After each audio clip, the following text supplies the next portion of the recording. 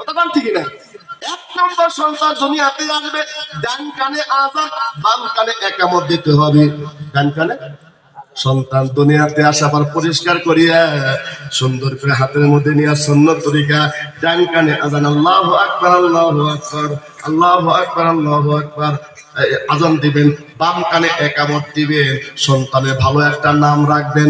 3 নম্বর সন্তানের জন্য একটা আকিকা করে দিবেন। 4 নম্বর সন্তানের মাথায় যে চুলটা হয় ওই চুলটা কামাইয়া চাঁদি ওনারা এটা মুস্তাহাব সাদকা করে দিবেন।